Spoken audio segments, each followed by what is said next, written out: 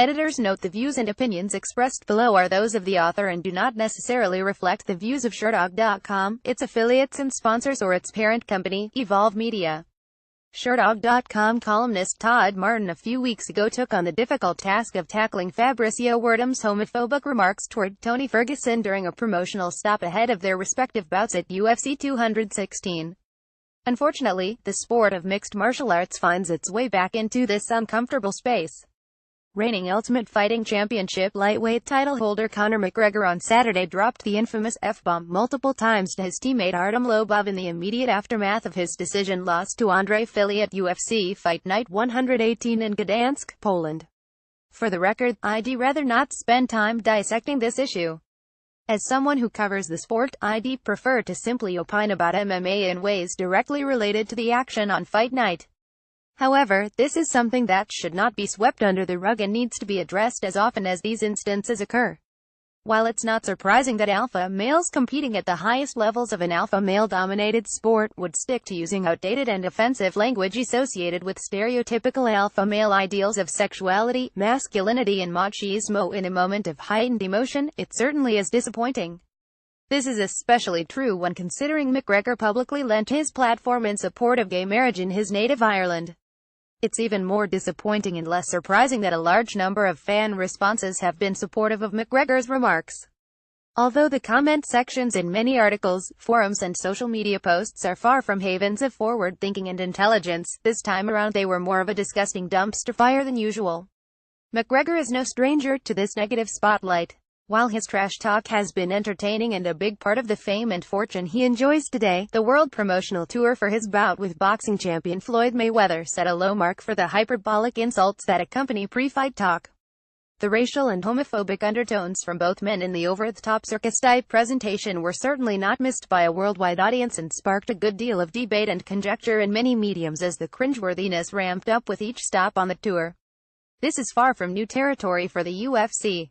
Aside from the aforementioned verbal altercation between Werdum and Ferguson, we've seen names like middleweight champion Michael Bisping and UFC President Dana White come under fire for similar statements.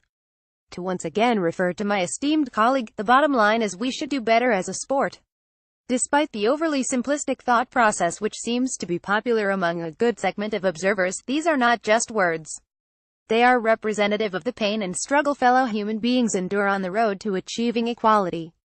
Can the MMA community remember a time when fans, fighters and media wanted to be accepted by the overall sporting community? Remember when boxing promoters like Bob Arum dismissed MMA as a gathering place for white skinheads and guys rolling on the ground like homosexuals? The very same bigoted and close-minded ideas were used to cast our sport in a negative light and keep us away from the mainstream acceptance and respect that was necessary to elevate it.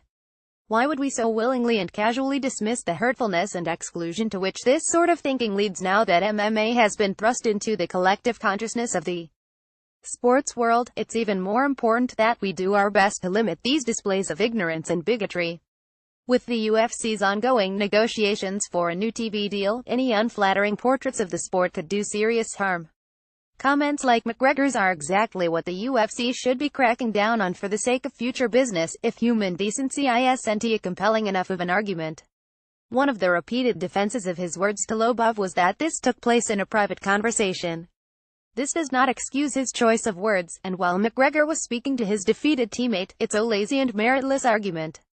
This so-called private conversation was held between the sport's best-known fighter and another fighter backstage at a UFC event, with cameramen documenting what was going on. Assuming privacy in this situation is laughable. The sport is also uncomfortably close to the real-life consequences of hatred from which it should be attempting to create further distance. Ramzan Kadyrov, the head of the Chechen Republic, continues his crusade to rid his population of homosexuals while simultaneously becoming a more influential figure in the global MMA scene. He has been widely reported to wine and dine numerous UFC fighters, Werdum included, while promoting his own events with Akhmat Fight Club. Just as recently as UFC 216, prized Entourage member and AFC alum Magomed Bibulatov competed under the UFC banner.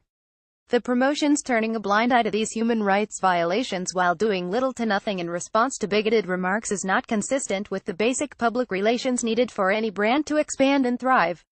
Everyone has the right to use whatever language they want. That includes racist, homophobic, sexist and hateful words.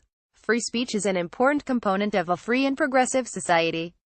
However, as a collective, the MMA world must look at who we are, what we want to be and what we are becoming. Would we like for our sport to continue to fight for the scraps left by the NFL and whatever coverage ESPN can spare across its on-screen ticker? Would we like the fighters to continue to fight for small purses that are not representative of what they risk in the cage? Mixed martial arts will likely never reach White's goal of being bigger than soccer due to the visceral nature of the violence and rogue nature of many personalities. However, more incidents will only push that divide further as potential fans, sponsors and corporate partners are turned off by the "hearn evil seen evil" approach to misguided ignorance. McGregor and actual evil cater. This will limit the reach and success anyone in the sport can hope to enjoy. This isn't a change that will affect the fights themselves, nor is it an artificial attempt to change the perception of the action, i.e. spray painting over blood stains on Fox. Vigilance in this matter will do no harm to the final product or its presentation. Instead, it will serve to boost the overall image and profile of MMA at a crucial time. If our community is content with the current status of the sport and revenue it draws, which is directly reflected in fighter pay, then the status quo will do. If we want better, we must be better. First name, nickname, last name, first name, nickname, last name, name, title.